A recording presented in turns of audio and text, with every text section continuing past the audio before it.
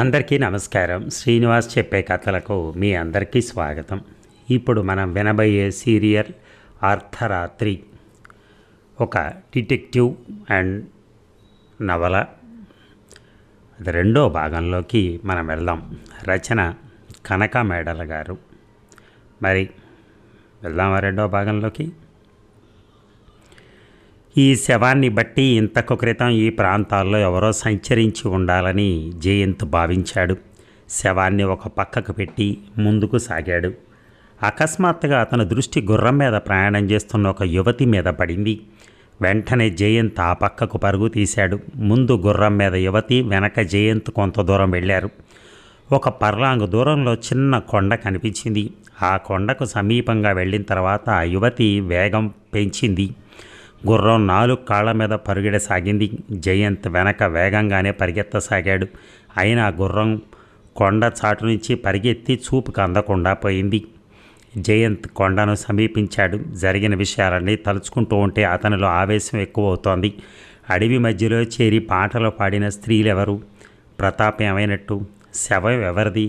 కనిపించకుండా పారిపోయిన ఈ యువతి ఎవరు? ఈ విషయాలన్నీ తెలుసుకోవాలనిపించింది జయంత్కి. కొండ అంత ఎత్తుగా లేదు, దాని మీదకి ఎక్కితే గుర్రం ఎటుపోతున్నా కనిపించవచ్చు అనుకున్నాడు. గబాబా కొండ కొసకు ఎక్కి 4 వైపులా పరికించి చూశాడు. ఎక్కడా అతనికి గుర్రం మీద పారిపోతున్న యువతి కనిపించలేదు. ఆ గుర్రం ఎటుపోయినట్టో ఏమైనట్టో. జయంత్ దృష్టి కుడి చేతి వైపుకి ప్రసరించింది. ఆ వైపు ఇంకా అడవి ఎక్కువ దూరం లేదు. తను చాలా దూరం వచ్చేశాడన్నమాట. దూరంగా ఒక చిన్న దీపం మిణుకుమంటూ జయంత్ కనిపించింది. అక్కడ ఎవరైనా ఉండి ఉండాలి, ఎవరో చూడాలి. ఏది ఏమైనా ప్రతాప్ లేకుండా తాను ఒంటరిగా ఇంటికి తిరిగి వెళ్ళకూడదు అని జయంత్ నిర్ణయించుకున్నాడు. కొండ దిగి కుడి చేతి వైపుగా దీపం కనిపించిన వైపు ముందుకు సాగాడు. ఎక్కువ దూరం వెళ్లకుండానే అతనికి ఒక గుడిసె కనిపించింది. ఆ గుడిసె ముందు చిన్న దీపం మిణుకుమంటూ వెలుగుతోంది. జయంత్ 4 వైపులా చూశాడు. ఒక ప్రక్కగా ఉన్న చెట్టు కింద 4-5 మనుషులు గాఢ నిద్రలో ఉన్నారు. జయంత్ అందులో ఒక మనిషిని నిద్రలేపాడు. అతనితో పాటు 4 లేచి కూర్చున్నారు. ఒక్కసారి కళ్ళు నులుముకుని జయంత్ వంక వాళ్ళంతా ఆశ్చర్యంగా చూశారు. రాజకుమారులు ఇటెందుకు దయచేశారో అడగవచ్చునా? అందులో ఒక అతను ఆశ్చర్యంగా అన్నాడు. జయంత్కి వాళ్ళెవరో తెలియదు, కానీ వాళ్ళు తనను గుర్తుపట్టడంలో ఆశ్చర్యం లేదు. వాళ్ళు అడిగిన ప్రశ్నకు జవాబు మాత్రం చెప్పలేదు. చాలాసేపటి నుంచి అడవిలో అటు ఇటు తిరుగుతుండడం వల్ల చాలా దాహంగా ఉంది. జయంత్ మౌనంగా ఉండడం చూసి వాళ్లే తిరిగి అన్నారు, రాజకుమారులు అలసినట్టున్నారు, విశ్రాంతి తీసుకోండి. మేమిచ్చే ఫలాలు భుజించి పానీయం సేవించి మమ్మల్ని కృతార్థుల్ని చేయండి. అందులో ఒక అతను వెంటనే గుడిసెలోకి వెళ్ళాడు. జయంత్ ఆ పక్కకు చూశాడు. ప్రతాప్ జాడ కనుక్కునేంత వరకు తాను విశ్రమించటం కల్లా. ఇంతకు క్రితం ఇటు ఎవరైనా ఆడవాళ్ళు కానీ మగవాళ్ళు కానీ వెళ్ళటం మీరు చూశారా అని జయంత్ అడిగాడు. ఎవరూ కనిపించలేదండి, వాళ్ళు ముక్తసరిగా జవాబిచ్చారు. జయంత్ ఏం చేయాలో ఆలోచిస్తూ మౌనంగా ఉండిపోయాడు. గుడిసెలోకి వెళ్ళిన మనిషి కొన్ని మామిడి పళ్ళు మంచినీళ్ళు తీసుకొచ్చి జయంత్ ముందుంచాడు. జయంత్ పళ్లను ముట్టుకోలేదు. ఆత్రంగా మంచినీళ్లను తనివి తీరా తాగేశాడు. ఒక్క క్షణం ఇక్కడ కూర్చుని వెళ్ళండి, అందులో ఒక అతను అన్నాడు. జయంత్ బద్ధకంగా ఒళ్ళు విరుచుకున్నాడు. కాసేపు అక్కడ కూర్చోవాలనిపించింది అతనికి. చెట్టు కింద వాళ్ళిచ్చిన దిళ్ల కానుకను ఆనుకొని కూర్చున్నాడు. అంతే, ఏదో మత్తు అతని శరీరం అంతటా వ్యాపించింది. కళ్ళు మూతలు పడ్డాయి. స్పృహ తప్పి నేల మీద పడిపోయాడు. మరునాడు జయంత్కి తెలివొచ్చేసరికి అతను ఒక చక్కగా అలంకరింపబడిన గదిలో పరుపు మీద పడున్నాడు. లేచి నిలబడి కళ్ళు నులుముకుని అటు ఇటు చూశాడు. ఆ గదికి ఎక్కడా తలుపులు లేవు. ఓ పక్క పెద్ద కిటికీ మాత్రం ఒకటి ఉంది. ఇదంతా జయంత్కి ఏం అర్థం కాలేదు. ఆశ్చర్యంగా 4 పక్కలా చూస్తూ మళ్ళీ పక్క మీద కూర్చున్నాడు. ఇంతలో 4-5 యువతులు ఆ గదిలోకి వచ్చారు. అందరూ చక్కగానే ఉన్నారు. అందరిలోకి ముందున్న యువతి మాత్రం ఎంతో అందంగా ఉంది. ఆమె అందచందాలకు ఎవరైనా సరే లొంగిపోవాల్సిందే. జయంత్ కళ్ళార్పకుండా ఒక్క నిమిషం ఆ యువతికేసి చూశాడు. ఏమిటలా చూస్తున్నారు? నన్ను మింగేస్తారా ఏ? మీరెంత బలవంతులైనా నా దగ్గర ఆ బలం పనికిరాదులేండి అని ఆ ముందున్న యువతి అంది. ఎవరు నువ్వు? నన్నిక్కడికి ఎందుకు తీసుకొచ్చారు? జయంత్ మనసులో ఆ యువతి అందచందాలను ఎంచుకుంటూనే పైకి గంభీరంగా ప్రశ్నించాడు. మీరు నన్ను ప్రేమించగలరా? ఆ యువతి ఎదురు ప్రశ్నించింది. జయంత్ ప్రశ్నకు జవాబు ఇవ్వలేదు. జయంత్ ఆ యువతి ప్రశ్నకు నివ్వెరపోయాడు. ప్రపంచంలోని సౌందర్యం ఆ యువతి రూపంలో తన ముందుకొచ్చి వాలిందా అని ఆశ్చర్యపోతున్న జయంత్ ఒక్క క్షణం ఆలోచించాడు. తాను ఆ యువతి ఎవరో తెలుసుకోకుండా ఆమె వలలో చిక్కితే మంచిది కాదు. తననిక్కడికి మోసం చేసి తెప్పించిన ఆ యువతి పైకి ఎంత అందమైందైనా అసలెంత చెడ్డదో. నీలాంటి అందమైన యువతిని తిరస్కరించగల వాళ్ళెవరుంటారు? జయంత్ పరధ్యానంగా అన్నట్టు అన్నాడు. ఆ యువతి జయంత్ పక్కనే కూర్చుని అతని తలని మురుతూ, నేను మిమ్మల్ని సంవత్సరం నుంచి ప్రేమిస్తున్నాను, కానీ మిమ్మల్ని పొందగల అవకాశం నాకు లభించలేదు. ఈనాడు నా కోరిక తీరింది అంది. జయంత్ కొంచెం ఎడంగా జరిగాడు. కానీ నువ్వు నిజంగా నన్ను ప్రేమించుంటే ఈ విధంగా పొందటానికి ప్రయత్నించటం అభిలషణీయం కాదు. మోసం చేసి నన్ను ఇక్కడికి తెప్పించటం నీచులు చేయవలసిన పని. నిన్ను కూడా నేను అలాగే ఎంచుతున్నాను. సరైన పద్ధతిలో ప్రేమను నాకు తెలియపరిచి ఉంటే నీలాంటి అందగత్తెకు నేను తప్పకుండా ప్రేమించి ఉండేవాడిని, జయంత్ అన్నాడు. నన్ను గురించి మీరు ఎలా అనుకున్నా నాకు బాధ లేదు. ఇప్పుడు మీరు నా చేతికి చిక్కారు, తప్పించుకుని పారిపోలేరు. మిమ్మల్ని వదిలి నేను ఉండలేను. నా మీద మాత్రం నువ్వు ఆశ పెట్టుకోనక్కర్లా. నేను నిన్ను ప్రేమించటం కల్లా. మీరు హృదయపూర్వకంగా ఈ మాట చెప్తున్నారా? అవును. ఇలా చేస్తే మీరు చాలా బాధలు పడవలసి వస్తుంది. మీరు ఇక్కడి నుంచి ఎలాగూ తప్పించుకుని పారిపోలేరు. పైగా నా అంత అందగత్తె మరొకటి మీకు లభించటం దుర్లభం. నేను కేవలం అందాన్ని మాత్రమే చూసి లొంగిపోయేవాడిని కాదు, మంచితనం కూడా నేను చూస్తాను. నీలాంటి నీచుల్ని ప్రేమించి నేను సుఖపడేది ఏమీ ఉండదు. అయితే మీరు ఇక్కడ ఉండదలుచుకోలేదన్నమాట? లేదు. సరే వెళ్ళండి. ఎలా వెళ్తారో చూస్తాను. జయంత్ ఎక్కడైనా తలుపు ఉందేమోనని మళ్ళీ గదికి 4 వైపులా చూశాడు. ఇదే సమయంలో ఆ యువతులు కిటికీ గుండా అవతలకు వెళ్ళిపోయి కిటికీ మూసేశారు. ఆ వైపు నుంచి ఏదో వికటాట్టహాసం జయంత్కి వినిపించింది.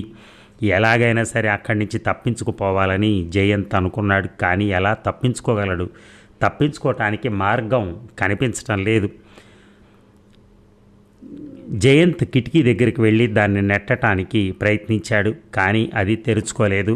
అవతల పక్క గడియ వేయబడిందని జయంత్ గ్రహించాడు. నిరాశగా తిరిగి వచ్చి మళ్ళీ పక్క మీద కూర్చున్నాడు. ఆ పూటంతా అతనికి ఆహారం లేదు, మంచినీళ్ళు కూడా లేవు. క్రితం రోజు జరిగిన సంఘటనలన్నీ మనసులో మెదిలాయి. ప్రతాప్ ఏమైంది తెలియలేదు. తానిక్కడ బందీ అయ్యాడు. ప్రతాప్ను కూడా వీళ్లే బంధించి ఉండొచ్చు. నిన్న రాత్రి తనకు మంచినీళ్ళు ఇచ్చి మోసగించింది ఎవరో. నగరంలో తండ్రి మంత్రులు ఎంత కంగారు పడుతున్నారో. ఇలా జరుగుతుందని తాము కలలో కూడా ఎన్నడూ ఊహించి ఉండలేదు. క్రమంగా చీకటి పడింది. గది నిండా చీకటి అలుముకుంది. ఒంటరిగా గదిలో ఆహారం నీరు లేకుండా ఎలా గడపటం అని జయంత్ ఆలోచించసాగాడు. ఇంతలో మళ్ళీ ఆ కిటికీ తెరుచుకుంది. అందులోంచి అదే యువతి మిగిలిన వాళ్లతో కూడా ఈ గదిలోకి వచ్చింది. ఆ యువతి ఎడమ చేతిలో ఒక దీపం ఉంది. కుడి చేతిలో ఒక పళ్ళెం ఉంది. దానిలో రకరకాల తినుబండారాలున్నాయి. గదిలోకి రాగానే ఆ యువతి పళ్ళాన్ని పక్క మీద ఉంచి దీపం నేల మీద పెట్టింది. ఏం చేయటానికి తోచకుండా ఉన్న జయంత్ గబగబా యువతలు వచ్చిన కిటికీ గుండా అవతల గదిలోకి వెళ్ళాడు. కానీ వాళ్ళు అడ్డగించలేదు. ఆ గదిలో బాగా చీకటిగా ఉంది. చేతులతో తడుముతూ వెతకగా జయంత్కి ఆ గదిలో ఒక తలుపు కనిపించింది. కానీ అది అవతల వైపున వేయబడినట్టుంది. జయంత్కి తప్పించుకుపోవడానికి ఎట్టి అవకాశము లభించలేదు. తప్పనిసరి మళ్ళీ ఆ కిటికీ గుండా తన గదిలోకి తిరిగి వచ్చాడు. నిరాశతో తిరిగి వచ్చిన జయంత్ను చూసి ఆ యువతి హేళనగా నవ్వింది. ఇక్కడ నుంచి తప్పించుకుని పారిపోవటం మీకు సాధ్యం కాదని నేను ముందే చెప్పాను. నా మాట మీరు విన్నారు కారు. మళ్ళీ ఇంకోసారి మీరు ఆలోచించండి. నా ప్రేమను తిరస్కరించడం మీకు భావ్యం కాదు. ఈ కబుర్లన్నీ నాకు చెప్పనక్కర్లేదు. నన్ను వదులుతావా లేక మిమ్మల్ని అందరు నరికి వేయమన్నావా? జయంత్ గర్జించాడు. మమ్మల్ని నరికినా నాకిష్టమే కానీ నేను మిమ్మల్ని మాత్రం వదలను, ఆ యువతి ధీమాగా అంది. మాట అయితే అన్నాడు కానీ ఆడవాళ్ల మీద చేయి చేసుకోవటం వీరులకు తగిన పని కాదని జయంత్ భావించి మౌనం వహించాడు. సరే, నా సంగతి అలా ఉంచండి. పాపం పగలంతా నాకు ఆహారం లేదు. ఈ ఫలహారం స్వీకరించండి, మంచినీరు త్రాగండి అని యువతి అంది. జయంత్కు బాగా ఆకలేస్తోంది. అతని దృష్టి తిను పదార్థాలున్నటువంటి పళ్ళెం మీద పడింది. కానీ వెంటనే అతనికి ఒక ఆలోచన తట్టింది. నిన్న రాత్రి మంచినీళ్ళు తాగితే తనకి స్థితి సంభవించింది. అందులో ఏదో మత్తుమంది కలిపి ఉంటారు. అలాగే ఈ పదార్థాల్లో కూడా ఏమైనా కలిపి ఉండొచ్చు. తనకు స్పృహ తప్పినప్పుడు వీళ్ళు ఏం ఆఘాయిత్యం చేస్తారో. నువ్వు ముట్టుకున్న ఫలహారం నేను తీసుకోను, జయంత్ నెమ్మదిగా అన్నాడు. మీరు అనవసరంగా పంతం పడుతున్నారు. ఆహారం లేకుండా మీరు ఎన్నాళ్ళని ఉండగలరు? చివరికి మీరు నాకు లొంగిపోక తప్పదు. తర్వాత పశ్చాత్తాపడి లాభం లేదు. జయంత్ మాట్లాడలేదేదో ఆలోచిస్తూ మౌనంగా ఉండిపోయాడు. ఈ ఆహారం జలం ఇక్కడే వదిలి వెళ్తాం, ఆకలేసినప్పుడు ఆరగించండి అంటూ ఆ యువతి కిటికీ కేసి నడిచింది. మిగిలిన వాళ్ళు కూడా ఆమెను అనుసరించారు. వాళ్ళు వెళ్ళిపోతూ ఉండగా తను అదే కిటికీ గుండా బలవంతాన వెళ్ళిపోవాలని జయంత్ నిర్ణయించుకున్నాడు. వాళ్ళ వెనకే అతను కూడా కిటికీ దగ్గరికి వెళ్ళాడు. తనను రానివ్వకపోతే వాళ్ళను కూడా తను వెళ్ళనివ్వకుండా చేయాలని అతను అనుకున్నాడు. మిగిలిన నలుగురు వెళ్ళిపోయిన తర్వాత ఆ యువతి కిటికీలోంచి అవతల వైపుకు కాలు వేసి నిలబడింది. జయంత్ ఆమె ముందే కిటికీలో ప్రవేశించడానికి సిద్ధంగా నిలబడ్డాడు. ఆ యువతి ముందున్న గదిలోకి తీవ్రంగా చూసింది. నువ్వెక్కడికి ఎందుకు వచ్చావు? ఆమె కోపంగా బిగ్గరగా అరిచింది. ఎవరా మనిషి అని జయంత్ ఒక్కసారి వెనక్కి తిరిగి చూశాడు. అక్కడెవరూ లేరు. జయంత్ మళ్ళీ ముందుకు చూసేసరికి ఆ యువతి అక్కడ లేదు. కిటికీ మూసే ఉంది. వెనక నుంచి మళ్ళీ వికటాటహాసం వినిపించింది. తను మళ్ళీ మోసపోయాడు. ఆ యువతి టక్కులాడి అని తెలిసి కూడా తను మళ్ళీ అజాగ్రత్తగా ప్రవర్తించాడు. ఇంత అజాగ్రత్తగా ప్రవర్తించడం వల్లే తమకిన్ని కష్టాలు కలిగాయి. ఇక ముందు ఎంతో జాగ్రత్తగా ఉండాలని జయంత్ మనసులో అనుకున్నాడు. వెళ్ళి తన పక్క మీద కూర్చున్నాడు. ప్రక్కనే పలహారాల పళ్ళెం ఉంది, కానీ వాటిలో విషం కలిపారేమో ఎవరికి తెలుసు. ఒక ప్రక్క ఆకలి దహించుకుపోతోంది. అయినా తాను చేయగలిగింది ఏమీ లేదు. బయట వెళ్ళటానికి మార్గం తనకు తెలియదు. ఏమీ తోచని స్థితిలో జయంత్ లేచి గదిలో అటూ ఇటూ పచారులు వేసాగాడు. అకస్మాత్తుగా ఆ కిటికీ తెరుచుకుంది. అందులోంచి ఒక యువతి గదిలోకి వచ్చింది. పాపం మనస్సు పట్టలేక అడవిలో జరుగుతున్నదేమో తెలుసుకుందామని బయలుదేరి ఈ స్థితికి వచ్చారు. మీరు ఇంట్లోకి వచ్చి ఎన్నాళ్ళయిందో? నేను మీకు శత్రువును కాను, నా మాట నమ్మండి, ఆ యువతి అంది. ఆ యువతిని యువతల ఇంత క్రితం జయంత్ ఎక్కడా చూసినట్టు కూడా లేదు. నువ్వెవరివి? ఇక్కడికి ఎందుకు వచ్చావు? జయంత్ ప్రశ్నించాడు. నేను ఈ ఇంట్లోకి ఏదో పని మీద ప్రవేశించాను. అకస్మాత్తుగా మీరు ఇక్కడ నాకు కనిపించారు. దేవుడు చేసే ప్రతి పని నిజంగా మన మేలుకే. ఇప్పుడు మనిద్దరం ఒకరికొకరం సహాయం చేసుకోవచ్చు. ఎలా? నేను మిమ్మల్ని ఇంట్లోంచి విడిపించగలను. నిజమా? అవును, కానీ అందుకు నాకు ప్రతిఫలం కావాల్సి ఉంది. జయంత్ ఒక్క క్షణం ఆలోచించాడు. నువ్వు కూడా యువతుల బృందంలో చేరిన దానివి కాదు కదా అని నాకు అనుమానంగా ఉంది, జయంత్ అన్నాడు. ఆ యువతి చిరునవ్వు నవ్వింది. మీరు నన్ను శత్రువుగా భావించనక్కర్లేదు. ముందు మీకు ఆహారం తెచ్చిస్తాను, ఆరగించండి. ఏమీ భయపడాల్సిన అవసరం లేదు. తర్వాత మనం మాట్లాడుకుందాం. ఆ యువతి వచ్చిన దారినే వెళ్ళిపోయింది. జయంత్ జరుగుతున్న విచిత్ర ఘటనలను గురించి ఆలోచిస్తూ పక్క మీద కూర్చుండిపోయాడు. 10 నిమిషాల్లో ఆ యువతి కొన్ని పళ్ళు నీళ్లు తీసుకొచ్చి జయంత్కిచ్చింది. ఆకలితో కొట్టుకుపోతున్న జయంత్ మరేమీ అనుమానించకుండా పళ్ళు తిని మంచినీళ్ళు తాగేశాడు. ఇప్పుడు ఇక్కడికి ఎవరూ రారు కదూ? ఆకలి తీరిన తర్వాత జయంత్ ఆ యువతిని అడిగాడు. ఎవ్వరూ రారు, అసలు ఎవరు ఈ ఇంట్లో లేరు కూడా. ఎక్కడికో బయటికి వెళ్ళిపోయారు. మనం నిశ్చింతగా మాట్లాడుకోవచ్చు. మరి నన్ను తప్పకుండా ఈ ఇంట్లో నుంచి విడిపించగలవా? విడిపించగలను, కానీ అందుకు ఇది సమయం కాదు. మిమ్మల్ని విడిపించినందుకు మీరు నాకు బహుమతి ఇవ్వాలి. ఏం కావాలో అడుగు. మీ దగ్గర నుంచి నాకేం అక్కర్లేదు, కానీ మిమ్మల్ని ప్రేమించిన ఆ యువతి మెడలో ఉన్న రత్నాల హారం నాకు కావాలి. నా దగ్గర ఉన్న వస్తువులు ఏమన్నా అయితే నీకు ఇవ్వగలను, కానీ ఆ యువతి మెడలో రత్నాల హారం నేను నీకెలా ఇవ్వగలను అని అడిగాడు. యువతి మళ్ళీ నవ్వింది. మీరింత అమాయకులు కాబట్టే వీళ్ళ చేతిలో చిక్కారు. మిమ్మల్ని ఈ యువతి ఎంతగానో ప్రేమిస్తోంది. మీరు పెళ్లి చేసుకుంటానంటే మీరు కోరింది ఏమైనా ఆమె మీకు ఇవ్వగలదు. రేపు ఉదయం ఎలాగో మీ దగ్గరకు వస్తుంది. మీరు ఆమెను ప్రేమిస్తున్నట్టు నటించండి. ఆమె మెడలో ఉన్న హారాలన్నీ ఇస్తే పెళ్లి చేసుకోవటానికి అంగీకరిస్తానని చెప్పండి. నేను కోరినవన్నీ తప్పకుండా ఇస్తుందంటావా? జయంత్ అనుమానంగా అడిగాడు. మీకోసం ప్రాణమైనా ఇస్తుంది. పైగా ఆమె దృష్టిలో ఈ రత్నాల హారం లెక్కలోది కాదు. ఆమెకి చాలా డబ్బుంది. ఈ విషయంలో మీరేమాత్రం సందేహించనక్కర్లేదు. పైగా వాళ్ళను మోసగించి కిటికీ గుండా కానీ మరే దారినైనా కానీ మీరు తప్పించుకోవటం అసంభవం. మీరు నాకు ఆ రత్నాల హారం ఇప్పిస్తే నేను మిమ్మల్ని తప్పకుండా ఈ ఇంట్లోంచి విడిపించగలను. సరే, నీకు ఆ హారం ఇప్పిస్తాను అన్నాడు జయంత్. ఆ యువతి మరోసారి చిరునవ్వు నవ్వింది. ఎంతో ఆనందంగా జయంత్ వంక చూస్తూ మర్చిపోకండి అని మళ్ళీ కిటికీ గుండా వెళ్ళిపోయింది. ఇక ఆకాశం నిండా దట్టంగా మబ్బులు ఆవరించాయి. వర్షం కురిసే సూచనలు ఎక్కువగా కనిపిస్తున్నాయి. చల్లటి గాలి విపరీతంగా వీస్తోంది. ఆ గాలికి చెట్ల కొమ్మలు ఊగిపోతూ ఒకదానినొకటి ఒరుచుకుంటున్నాయి. దట్టంగా ఉన్న ఆ చెట్ల మధ్యగా 4 ప్రక్కల 4 ఎత్తైన కొండలున్నాయి. ఆ కొండల మధ్య రమణీయమైనటువంటి విశాల ప్రదేశం ఉంది. ఆ ప్రదేశంలో కూడా చెట్లు ఎక్కువగానే ఉన్నాయి. ప్రకృతి సౌందర్యానికి తావు నెలవు. అరవిచ్చిన పూలు సుగంధాన్ని నలుదిక్కులా వెదజల్లుతున్నాయి. చెట్ల మధ్యగా 4 వైపులా 4 పెద్ద కాసారాలున్నాయి. అందులో కలువ పూలు, తామర పూలు సైతం ఉన్నాయి. ఆ కాసారాలలోకి కొండల మీద నుంచి సెలయేళ్లు నీటిని చేరవేస్తున్నాయి. ఈ 4 కాసారాలకు మధ్య ఒక భవనం ఉంది. పైకి చూడటానికి చాలా చిన్నదిగా కనిపించినా దాని లోపల చాలా గదులున్నాయి. అది ప్రాచీనమైన భవనం. బలమైన కొండరాళ్లతో తయారు చేయబడింది. భవనానికి ముందు ఒక చక్కని తోట ఉంది. ఆ తోటలో సువాసనలు వెదజల్లే పూల మొక్కలు మాత్రమే ఉన్నాయి. భవనంలో ఎక్కువ మంది జనం లేరు. 15 మంది అందమైన ఆడవాళ్లు మాత్రం అప్పుడప్పుడు కనిపిస్తూ ఉంటారు. రమణీయమైన ఆ ప్రదేశంలో వాళ్ళందరూ ఆహ్లాదంగా జీవితాలు గడుపుతున్నారు. తినటానికి తిండి, తిరగటానికి చక్కని చోటు ఉన్నాయి. మనస్సుకి హృదయానికి ప్రశాంతతను హాయిని చేకూర్చగల ఆ ప్రదేశంలో ఇంకా వేరే కావాల్సిందేముంది?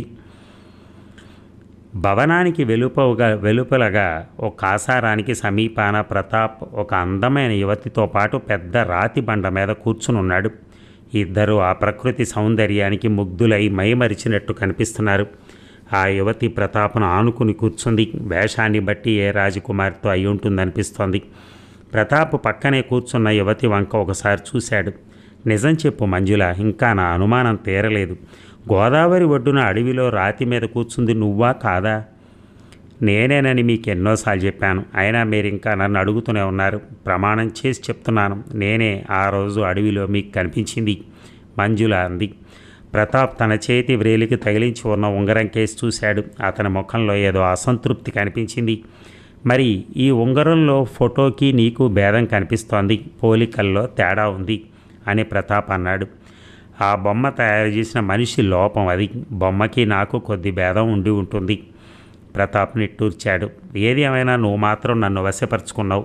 ఇక్కడ బందికానాలో నన్ను బంధించావు. స్వేచ్ఛగా తిరగకుండా చేస్తున్నావు. మా ఇంటి దగ్గర నాన్నగారు, జయంత్ మొదలైన వాళ్ళు ఎంత కంగారు పడుతున్నారో ఏమో. ఒకసారి నేను మా నగరం వెళ్తే మధ్యలోనే మంజుల అంది. నన్ను కలుసుకోవటానికి గోదావరి తీరాన్నించి అడవి మధ్య దాకా మీరే వచ్చారు. వచ్చి మా చేతుల్లో చిక్కారు. మేమంత తేలిగ్గా మిమ్మల్ని వదలగలమా? నిన్ను నేను ప్రేమిస్తున్నానని ఒప్పుకున్నాను కదా, పెళ్లి చేసుకోవటానికి కూడా అంగీకరిస్తున్నాను కదా. అయినప్పుడు నన్ను ఇలా రహస్య స్థలంలో దాచి ఉంచడం దేనికి? మంజుల మాట్లాడలేదు. మౌనంగా ఎదురుగా ఉన్న కాసారం కేసి చూస్తోంది. మంజుల, నీ విషయాలు పూర్తిగా తెలియజేస్తానని ఎన్నోసార్లు వాగ్దానం చేశావు, కానీ ఇంతవరకు చెప్పలేదు. ఒక్క వాగ్దానాన్ని కూడా నువ్వు నిలబెట్టుకోలేదు. ఉన్న కొద్దీ నీ మీద నాకు నమ్మకం తొలగిపోతోంది. మరి ఈరోజైనా నీ విషయాలు నాకు చెప్తావా? మంజుల కాసేపు ఆలోచించింది. క్షమించండి, మీకంటే నాకు కావలసిన వాళ్ళు ప్రపంచంలో ఎవరూ లేరు. నా విషయాలు మీకు కాక నేను మరెవరికీ చెప్పను. అయినా ఇప్పుడు మాత్రం చెప్పలేను. ఈ ఒక్కరోజు ఓపిక పట్టండి. రేపు సాయంకాలం నా వృత్తాంతం అంతా మీకు తప్పక తెలియజేస్తాను. ప్రతాప్ మరి ఇంకేమీ అడగలేదు. సరేనన్నట్టుగా తల ఊపాడు. సరే, సెలవు. 2 గంటల్లో వస్తాను, మీరు విశ్రాంతి తీసుకోండి అంటూ మంజుల అక్కడి నుంచి లేచి భవనంలోకి వెళ్ళిపోయింది. ప్రతాప్ ఒంటరిగా అక్కడ కూర్చుండిపోయాడు. ఏమీ తోచటం లేదు. మంజుల ఎవరో, ఈ కోటకు ఆమెకు గల సంబంధం ఏమిటో, తన వృత్తాంతాన్ని ఎందుకు దాస్తోందో, సాయంకాలం రోజు 2 గంటలకు ఎక్కడికి వెళ్తోందో 2 గంటలు ప్రతాప్కి తెలియకుండా ఉంది. ఆమె ఏ దారిన వచ్చి ఏ దారిన వెళ్తుందో కూడా అతనికి తెలియదు. మంజుల తనను ప్రేమిస్తుందని మాత్రం ప్రతాప్ నిర్ణయించుకున్నాడు. అయితే ఆమె తననిక్కడ బందీగా ఎందుకు ఉంచిందో అతనికి అర్థం కావట్లేదు. ఆ ప్రదేశం ఎంత రమణీయంగా ఉన్నా, ఎంత మనోహరమైందైనా అక్కడ స్వేచ్ఛ లేకుండా ఉండటం ప్రతాప్కు కష్టం అనిపిస్తోంది. అక్కడి నుంచి ఎలాగైనా తప్పించుకోవాలని ప్రతాప్ ప్రయత్నించాడు. కానీ బయటికి పోవటానికి అతనికి మార్గాలు ఏమీ కనిపించలేదు. చుట్టూ లోతైన కాసారాలు, ఆ పైన ఎత్తైన కొండలు కనిపిస్తున్నాయి. ప్రాణాలకు తెగించి తప్పించుకోవటానికి సాహసించటం, తద్వారా తాను ప్రేమిస్తున్న మంజుల మనసును కష్టపెట్టడం అతనికి ఇష్టం లేదు. ప్రతాప్ నెమ్మదిగా లేచాడు. 2 గంటల సేపు ఎలాగో గడపాలి. అప్పటికి కానీ మంజుల రాదు. ప్రకృతి సౌందర్యాన్ని తిలకిస్తూ ప్రతాప్ ముందుకు సాగాడు. ఇది వరకు తాను వెళ్ళని వైపుకు నడుస్తున్నాడు. ఒక పర్లాంగు దూరం వెళ్ళేసరికి కాసారంలో అతనికి ఒక చిన్న పడవ కనిపించింది. ఆ చుట్టుపక్కల ఎవరూ లేరు. ప్రతాప్ పడవకేసి పరీక్షగా చూశాడు. కాసారానికి మధ్యగా ఉంది ఆ పడవ. దాని మీద ఎవ్వరూ లేరు. ఎవరూ లేకుండా ఆ పడవ కాసారం మధ్యలో ఎలా ఉందో అతనికి అర్థం కాలేదు. ఒడ్డున నడుస్తూ పరీక్షగా వెతికాడు. ఒక మూల ఇనప మొక్క ఒకటి పాతి ఉంది. దానికి ఒక తాడు కట్టుంది. ఆ తాడు కాసారం లోనికి ఉంది. ప్రతాప్ ఆనందానికి అంతు లేకపోయింది. చుట్టూ ఒకసారి కలియ చూసి ఎవ్వరూ లేరని నిర్ణయించుకున్న తర్వాత ఆ తాడు పట్టుకుని నెమ్మదిగా లాగటం ప్రారంభించాడు. పడవ కదిలింది. క్రమంగా ఒడ్డుకొచ్చేసింది. ఇనప ముక్కకు తగిలించి ఉన్న తాడును విప్పి ప్రతాప్ పడవ మీద కూర్చున్నాడు. గాలిపాటును నడుస్తూ ఆ పడవ అవతలి ఒడ్డుకు చేరుకుంది. అందులోంచి దిగి ప్రతాప్ కొండ పక్కకు చేరుకున్నాడు. కాసారాన్ని అయితే దాటగలిగాడు, కానీ అంత ఎత్తైన కొండను ఎలా దాటాలో అతనికి తోచటం లేదు. కొండ ఎక్కకుండా బయటికి వెళ్ళటానికి ఏదైనా మార్గం ఉందేమోనని ప్రతాప్ చుట్టుపక్కల వెదకసాగాడు. తన ప్రయత్నం అంతా మంజుల మళ్ళీ తన కోసం వచ్చేలోపే జరగాలి. ప్రతాప్ త్వరగా అటు ఇటు తిరుగుతూ వెదకసాగాడు. చివరికి అతనికి ఒక గుహ కనిపించింది. అది చీకటిమయంగా ఉంది. ప్రతాప్ ఆ గుహలోకి అడుగుపెట్టాడు. ఆ చీకటిలో దేనికి వెరవకుండా ముందుకు వెళ్ళసాగాడు. కానీ ఎంత దూరం వెళ్ళినా ఆ గుహకు అంతంటూ కనిపించకుండా ఉంది. కొంత దూరం వెళ్ళేసరికి ప్రతాప్కి ఏదో అడుగుల చప్పుడు వినిపించింది. అతను నిల్చున్న చోటనే ఆగిపోయాడు. చీకట్లో ఏదో ఆకారం తన వైపుకు వస్తున్నట్లు అస్పష్టంగా కనిపించింది.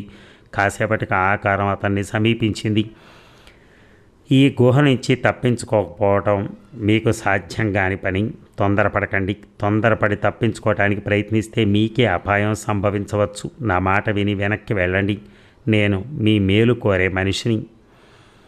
నెమ్మదిగా ఆకారం అనటం ప్రతాప్ విన్నాడు. అది స్త్రీ కంఠం. ఆ మనిషికి ఏం జవాబు ఇవ్వటానికి ప్రతాప్కి తోచలేదు. ఆ ఆకారం మడిచి ఉన్న ఒక కాగితాన్ని ప్రతాప్ చేతికిచ్చింది. ప్రతాప్ ఏదో అడగబోతుండగా మనిషి అంది, కాగితంలోని విషయాలు చదివితే మీకే తెలుస్తాయి. నన్నేం అడగనక్కర్లేదు. మీరు ఇక్కడి నుంచి వెంటనే వెళ్ళిపోండి. ఆలస్యం చేస్తే వాళ్ళు మీకోసం వెతకటం ప్రారంభిస్తారు. మీరు పారిపోవటానికి ప్రయత్నిస్తున్నారని వాళ్ళకి తెలిస్తే మరింత కష్టం. మీరు తొందరపడకండి. మిమ్మల్ని ఈ ప్రదేశం నుంచి విడిపించగల బాధ్యత నాది. ప్రతాప్ మాట్లాడలేదు. ఆ ఆకారం ముందుకు సాగి క్రమంగా చీకట్లో కలిసిపోయింది. ప్రతాప్ వెనక్కి తిరిగాడు. ఆ కాగితంలోని విషయం ఏమిటో అతనికి వెంటనే చూడాలనిపించింది. కాసేపట్లో గుహలోంచి బయటపడ్డాడు. ప్రతాప్ ఆ కాగితం మడత విప్పి వేలుగులో గబగబా చదివాడు. మరి ఆయన ఏం చదివాడో ఏమిటో రేపటి భాగంలో విందాం. Thank you.